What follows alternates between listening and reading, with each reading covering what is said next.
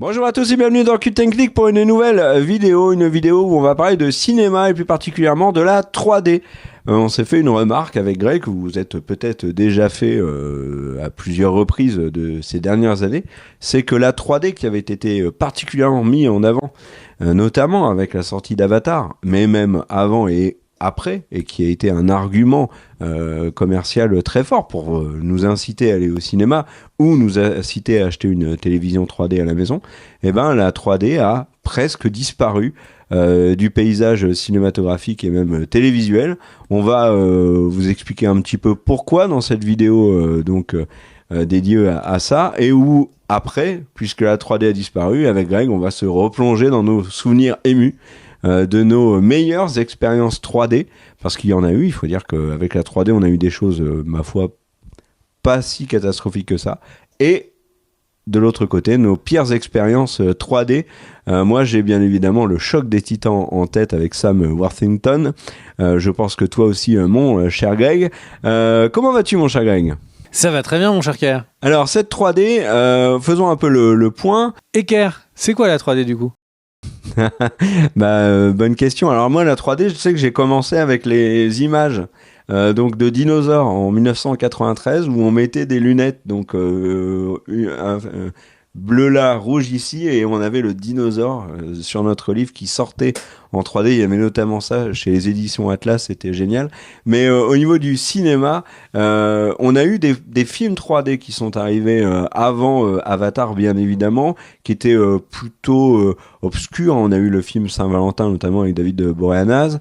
Mais c'est vraiment Avatar qui a incité les cinémas à investir massivement dans des écrans 3D. Et on a eu très très vite un abus de la 3D dans les salles. On a eu des films qui n'étaient pas prêts à la 3D, qui ont donné une 3D extrêmement décevante après Avatar, et le premier gros blockbuster américain post-Avatar qui devait marquer les esprits avec la 3D, c'était le Choc des Titans, que j'en parlais, donc avec Sam Worthington et Liam Neeson notamment, qui accessoirement lui est un très mauvais film, mais surtout sa 3D est catastrophique. Et on a eu d'autres films, et on a l'exemple par exemple des films Harry Potter, je sais pas si tu te rappelles, qui ont eu une adaptation 3D expéditive qui était loupée. D'ailleurs, la fin de la saga n'était plus en 3D, et petit à petit, au fil des années, la 3D a disparu, ce qui fait qu'aujourd'hui on a plus de 3D. Moi, Avatar 2, je ne saurais même pas te dire, parce on a regardé, il y a beaucoup d'articles qui parlent d'un potentiel retour de la 3D avec Avatar 2. Va-t-il relancer le marché de la 3D au cinéma ? Je ne sais même plus si je l'ai vu en 3D Avatar 2, ça ne m'a pas marqué. Mais les dernières expériences 3D que nous avons eues étaient somme toute assez anecdotiques. Et la 3D disparaît donc pour mettre en avant d'autres technologies au cinéma. Pas forcément d'accord avec ce que tu dis. Mais tu réagiras après. Là, tu vois, on pousse l'IMAX, on pousse le 4DX, par exemple dans les CGR où moi je vais, il y a le ICE avec le Dolby Atmos. On préfère miser sur le confort avec les sièges, ou le confort sonore, la qualité de l'image, la qualité de l'écran, plutôt que de la 3D, qui avait un vrai problème, pour en avoir parlé par exemple avec des petits cinémas.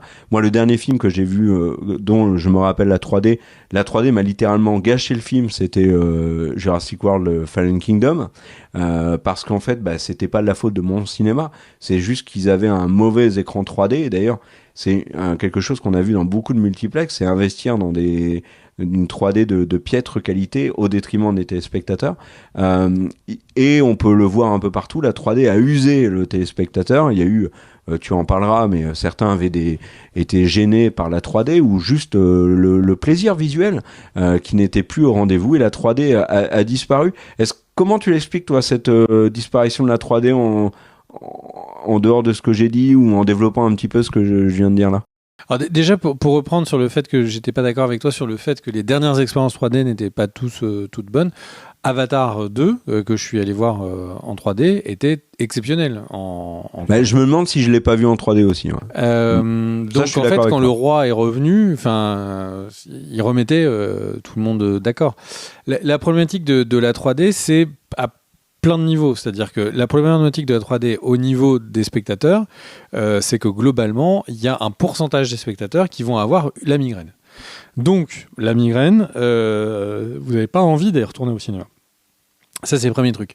Le deuxième truc, c'est qu'en fait, quand le calcul de la 3D est fait, donc la 3D, on va avoir 2 caméras qui vont filmer, donc qu'elles soient réelles ou virtuelles. Il y a 2 caméras qui vont filmer un coup en étant ici et l'autre en étant ici.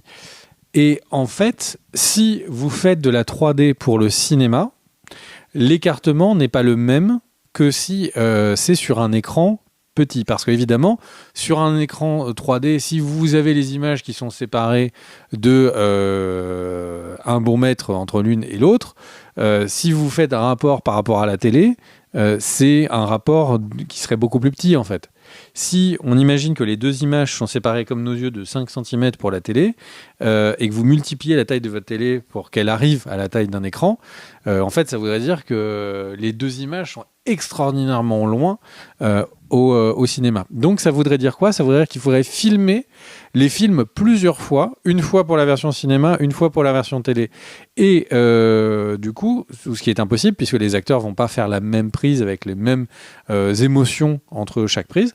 Donc déjà, il y a un problème. Quand vous faites un film en 3D, vous devez choisir est-ce que vous voulez que les gens qui regardent le film en salle ou les gens qui regardent le film chez eux, lesquels soient les plus contents, lesquels commencent à avoir des migraines. Donc ça, c'est un problème de fond qui n'a jamais, au final, été résolu. Avatar, c'est simple. Lui, ce qu'il veut, c'est que le cinéma soit parfait. Et j'ai cru comprendre qu'il y avait peut-être des retouches qui étaient faites, puisque beaucoup de caméras sur Avatar sont des caméras virtuelles, parce que le décor de Pandora n'existe pas. Et le truc, c'est que du coup, il y avait une retouche qui était faite différente pour la version Blu-ray.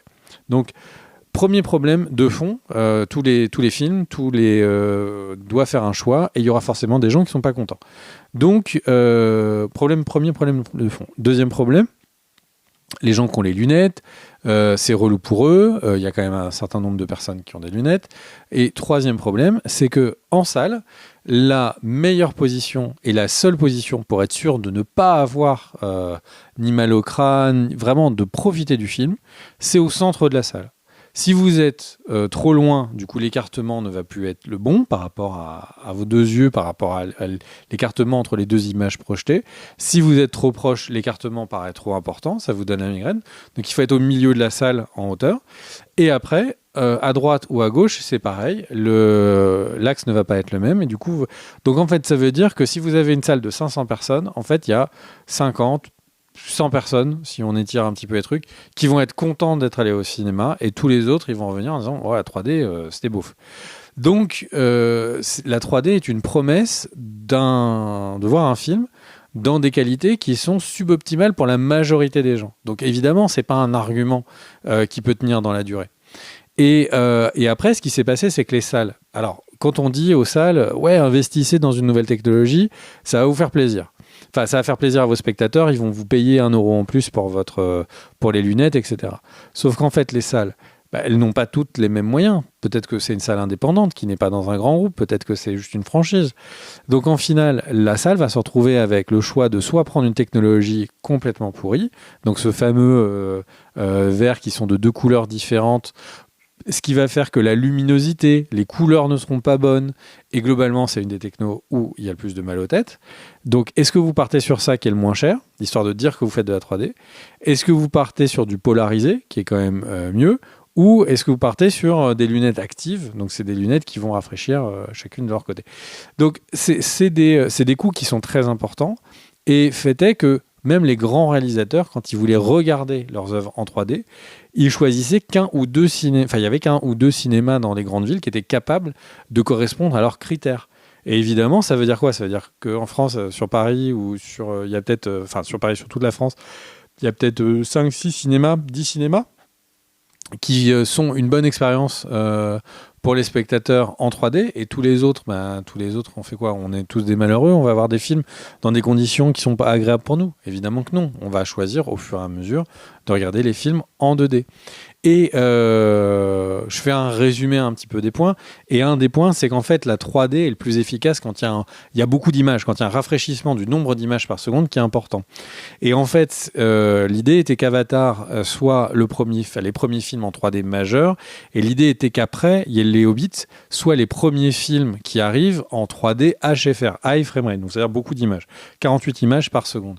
Et en fait, le truc, c'est que les spectateurs, et j'en fais partie, les spectateurs ont très massivement rejeté cette version. Pourquoi ? Parce qu'on avait l'impression que, en fait, l'image est tellement réaliste que d'un seul coup, on voit ça marche plus. On voit que ils sont en costume, on voit que c'est les trucages. En fait, l'œil, on commence à tellement se rapprocher de la réalité que l'œil voit tous les défauts de qu'est-ce qui fait qu'on n'est pas dans la réalité. Et il y a ça, c'est le premier problème. Et le deuxième problème, c'est qu'en fait, qu'est-ce qui est tourné avec beaucoup d'images par seconde ? C'est les telenovelas. Et donc, en fait, il y a une connotation. Notre œil pense que c'est des trucs qui sont pas chers, cheap, etc. Et donc, au final, pendant la diffusion du premier Hobbit, arrêt brutal, il faut absolument plus montrer en HFR, le public déteste ça, etc. Donc, il y a un retour en arrière. Sauf que le problème, c'est que quand on tourne en HFR, il y a plein de mouvements caméra. Donc, par exemple, dans le Hobbit, si vous vous souvenez, on va dans les mines du Nord. Donc là où il y a, c'est Anduin, le roi sous la colline. Ouais. Et au début, donc quand le dragon attaque, et en fait on descend, donc la caméra tourne et elle descend, etc. En fait, en HFR, cette scène, elle est hyper fluide. Quand on est en 24 images par seconde, donc le format auquel on est habitué à voir du cinéma, la caméra n'a pas été réglée pour ça, elle a été réglée pour le HFR, et donc on a l'impression que l'image est saccadée. Et donc, encore une fois, il faut faire un choix. Sauf que le choix, c'est que tout le monde a envie d'avoir des films qui sont pas saccadés quand tu les regardes pas en 3D, puisqu'on va pas pouvoir regarder en 3D tout le temps. Et donc, la HFR a été tèche tout de suite, et on a dit on veut plus tourner en HFR, on veut plus prendre de risques. Donc, ça fait pas mal de raisons qui ont poussé à ce qu'il n'y ait pas du coup un retrait de la 3D. Et le dernier point, j'ai envie de citer, c'est qu'il y a eu que Avatar qui a été le grand succès 3D au cinéma. Les films n'ont pas su montrer que la 3D était obligatoire. C'est très très agréable de voir Avatar en 3D. Citez-moi 5 autres films, 10 autres films où c'est le cas. Peut-être que chacun trouvera un deuxième film qu'il a bien aimé regarder. Moi, j'en aurais quelques-uns. Voilà, mais une dizaine de films ou autant de films, ou 30% des films que vous avez vus sont-ils agréables en 3D ? La réponse est non. Donc c'est beaucoup plus simple d'avoir moins de versions et des versions qui, pour pas avoir 10 versions de bobines, de diviser les salles en disant bah, ça c'est les salles 3D, ça c'est les salles pas 3D, etc. Et donc d'aller au plus simple, surtout que du coup, les réalisateurs, eux, ont voulu aller sur de l'IMAX. Et donc l'argument actuel, c'est l'IMAX et la haute résolution, ce qui est accessoirement aligné avec les télés, où le but était de nous vendre de la 4K, puis de la 8K, et donc d'avoir la meilleure résolution possible, donc de filmer dans la meilleure résolution possible, etc. Même si on est en train d'en revenir de la 8K, puisque l'Europe a fait passer ou va faire passer une loi pour interdire la 8K. Et donc c'est un ensemble en fait qui fait que les spectateurs n'étaient pas très chauds. Les réalisateurs trouvaient que c'était souvent un problème ou que ça leur était imposé. Les équipes de production voyaient qu'elles étaient en train de gérer plein de projets, qu'un film devenait plein de films à gérer. Les distributeurs voyaient qu'ils devaient investir avec des spectateurs pas contents. Enfin, globalement, dans la chaîne, à peu près personne a été particulièrement intéressé. Et ce qui pousse beaucoup le marché, c'est aussi les vendeurs de télé. Et la vente des télé 3D n'a pas brillé. Donc, du coup, ils sont passés à autre chose. Comme la 8K, comme les téléconnectés, qui était du coup l'enjeu d'après, d'essayer de récupérer les capacités toute la réflexion qu'il y a dans nos box TV, de la remettre dans les télés. Accessoirement, si vous mettez un appareil chez vous qui sniffe, qu'est-ce qui va le plus sur Internet ? Alors évidemment, vous aurez votre ordinateur, mais les téléconnectés sont un des appareils qui va le plus aller sniffer, envoyer des informations publicitaires, etc. sur votre chez vous, si vous n'avez pas désactivé le truc, qu'est-ce que vous regardez, quel programme vous regardez, etc. Donc les téléconnectés, en fait, les constructeurs se sont rendus compte qu'ils avaient à la fois un intérêt économique à vendre pour les gens une télé qui serait directement connectée, mais aussi un intérêt économique de pouvoir vendre ces datas a posteriori à tout le monde. Donc ils préfèrent évidemment aller sur ça que sur la 3D qui n'est pas un succès global. Voilà si je résume un petit peu le point sans vouloir vous faire un dossier trop long sur la 3D. Et dans la continuité de ce que tu as dit sur la disparition des télé 3D, il faut aussi dire qu'il y a plus de Blu-ray 3D. C'est-à-dire que moi j'aimais bien regarder certains films que j'avais achetés en Blu-ray, comme par exemple Pacific Rim, que je regardais en version 3D. Et par exemple, j'ai eu une nouvelle version de Blu-ray collector de Pacific Rim qui n'était pas 3D. Je me suis demandé si du coup j'allais me débarrasser de ma version 3D. Moi, j'ai un bon souvenir par exemple de Gravity en 3D à la maison. Mais ça fait très longtemps, j'ai encore ma télé 3D, ça fait très longtemps que j'ai pas mis mes lunettes 3D à la maison pour regarder un film en 3D, tout simplement parce que les nouveaux films ne sortent plus en Blu-ray 3D. Donc ça c'est un problème. Là maintenant mon cher Greg, vu que la 3D on l'enterre, souvenir de films en 3D qui t'ont plu, comme ça, de petits trucs qui ne sont pas... On enlève Avatar, même si il faut bien le reconnaître, Avatar par exemple, premier du nom, il y a un plan où la caméra avance dans une allée de soldats, parce que quand il y a le pitch du commandant, ils sont tous assis. Moi j'ai trouvé ce plan en 3D complètement incroyable, parce qu'on avait l'impression que les gens qui étaient... Les soldats qui étaient assis face caméra, et enfin ceux qui étaient devant nous au premier plan, sortaient de l'écran, et c'était très réussi. Mais si on met de côté les deux avatars, des souvenirs positifs et des souvenirs catastrophiques de 3D, je vais commencer si tu le permets. Moi j'ai 3 films dont j'ai un excellent... Alors il y a Gravity en 3D que j'avais bien aimé, mais je vais pas en parler là. Mais il y a 3 films qui m'ont vraiment plu en 3D, et tu vas me donner ton avis dessus, parce qu'il y a un point commun entre les 3. Le premier, c'est Dragon, donc le film d'animation DreamWorks, avec un souvenir, donc je l'avais vu dans une grande salle à Amiens à l'époque. Il y a vers la fin, quand il y a un plan large sur le grand dragon qui a été vaincu et qui a les petits vikings tout autour, il y a un moment donné où je me suis décalé en pestant parce qu'il y avait un mec qui était debout devant l'écran, et ça me gonflait. Avant de tiquer, bien évidemment, que c'était un personnage du film en 3D, donc c'était réussi. L'autre film, c'est Là-haut de Pixar, que j'ai trouvé aussi très beau et avec un excellent rendu 3D. Et enfin, le dernier, c'est Toy Story 3, toujours de Pixar, avec aussi un rendu 3D qui m'a beaucoup plu. Et là, mon cher Greg, il y a un parallèle. C'est 3 films d'animation. Est-ce que l'animation profitait plus, selon toi, de la 3D ? Moi, c'est l'impression que ça m'a donné sur les très grosses productions.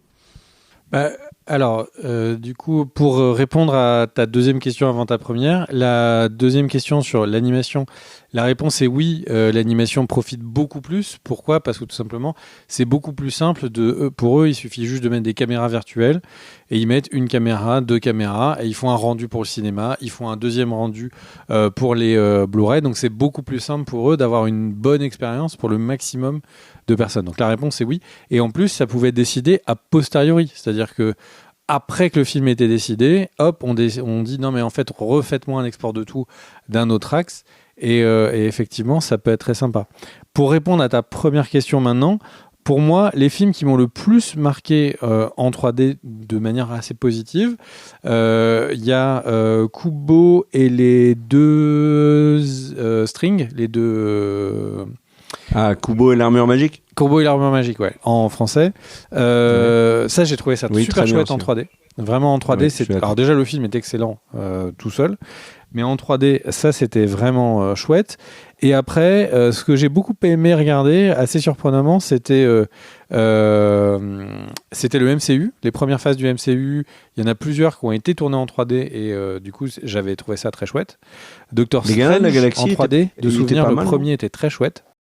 Lequel ? J'ai pas entendu. Doctor Strange en 3D était très très chouette. Ouais. J'ai mis le Blu-ray à la cave, mais il était là avant. Il y avait aussi Civil War de souvenirs qui avait été en 3D que j'avais bien aimé regarder. Mais surtout, je pense que le plus gros kiff 3D, c'était les documentaires.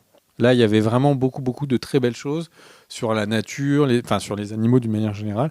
La 3D a apporté énormément, je trouve, surtout en visionnage à la maison. Hubble 3D était très cool aussi à la maison. Je suis d'accord avec toi sur les visionnages de documentaires.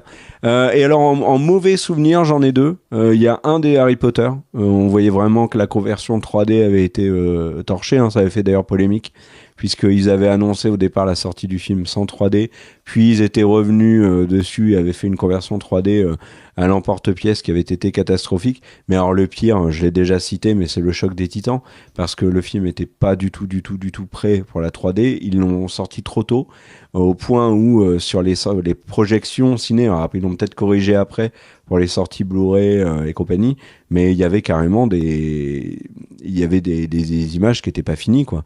Et ça m'a vraiment vacciné de la 3D, au point où les séances 3D que j'ai faites après, pendant quelques années, j'allais vérifier que le film avait bien été conçu pour la 3D ou avait une bonne 3D.